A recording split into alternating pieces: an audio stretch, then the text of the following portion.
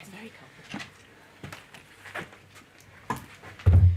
Good afternoon, welcome to the press conference for Elena Rybakina. Please raise your hand, state your name and organisation when asking your question. I'll just kick off the first question. Elena, just give us your thoughts on being in the semi-final. Very happy with my performance, happy to be in the semis. Very happy.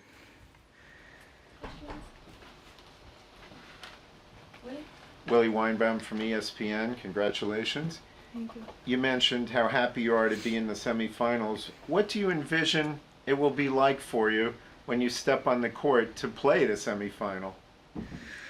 I'm just gonna try to do my best, try to enjoy because I'm playing against a great champion. We had tough battles before, and I hope that I can show my best, and it's gonna go my way.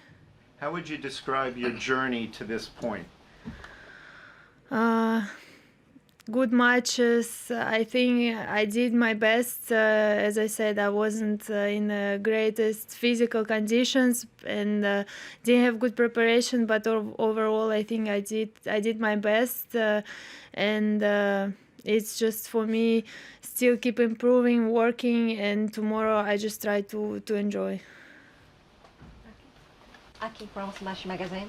Congratulations first. And even though you said you are very happy when you won today, you seemed very calm and you looked very,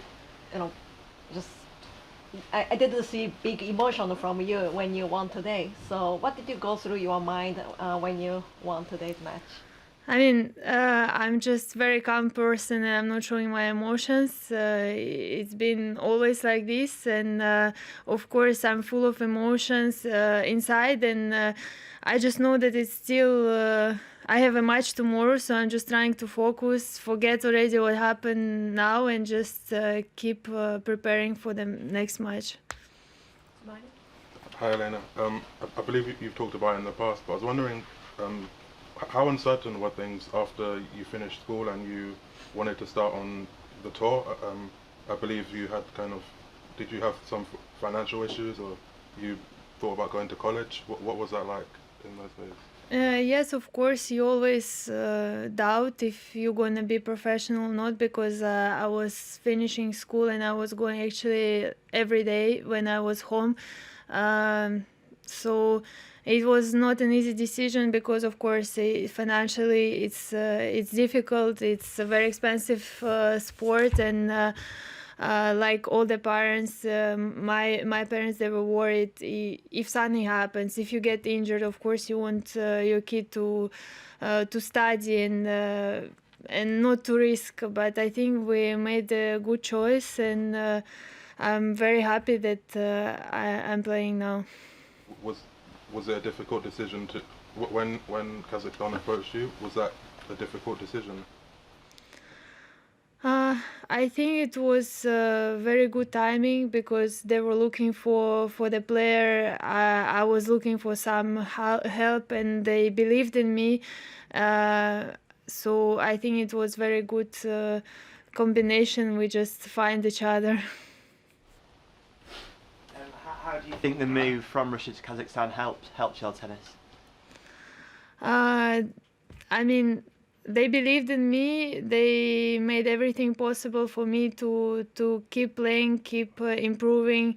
I had all the conditions to practice and everything, so of course it helped a lot, and they're still helping and supporting me, so I'm really happy that I'm representing Kazakhstan already for a long time. And do you feel Kazakh, or do you feel Russian, or how do you feel? It's a tough question. I was born in Russia, but of course I'm representing Kazakhstan, and it's already a long journey for me. I was playing Olympics, Fed Cup before, so I got so much help and support. So I'm feeling just the support of the people. I'm very happy to represent Kazakhstan because I think I'm also bringing some results which are very good for the sport in Kazakhstan. So it's just very for me it's tough question just to say exactly what I feel. Kosuke from the Asahi Shimbun, congratulations. I read in the article that when you were young, you were doing gymnastics and figure skating, and I just want to confirm, was it 6 years old, and is your parents also very tall that they advise you to switch to No, my sports? parents, they're not super tall. I think I even taller than my dad. But yes, I did gymnastics and ice skating when I was little with my sister, 3-4 years. But for these sports, I was too tall already. They told me from the beginning. But yeah, my dad, he tried for me to learn different sports and do some different things. You've spoken before about the advantage you have with your height.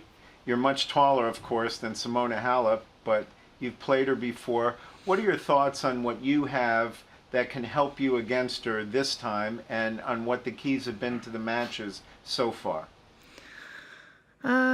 I think that the key, of course, is my serve, aggressive game, and she's a great champion. She's moving really well, reading the game, and I just try to do my best, focus on things which I can control, my serve, my shots, emotions, because also you got quite nervous if you're up, down, no matter what's happening. It's just to stay calm, to keep playing point by point. Hi Elena, congratulations. Jules from the Association. You're through to the semi-finals now, obviously. I wondered though, when Wimbledon announced a couple of months ago that Russians and Belarusians couldn't play, was there any concerns from yourself? Because obviously you was born in Russia. You might not be allowed to play, I mean, when I heard this, of course, this is not something you want to hear, because we are playing sport, and everybody wants to compete. They were not choosing where they're born, so of course I feel it for them, because everybody wants to compete at the biggest tournament at Wimbledon, and yeah, I just hope that next year it's going to be back to normal. Yeah, I mean, I appreciate it's obviously tricky for yourself and obviously the people from Russia to talk about, but it's obviously really horrendous time in Ukraine. I wondered, given the sort of platform you've got here, whether you're sort of hoping like everyone that eventually that war will come to an end and there'll be peace again in Ukraine.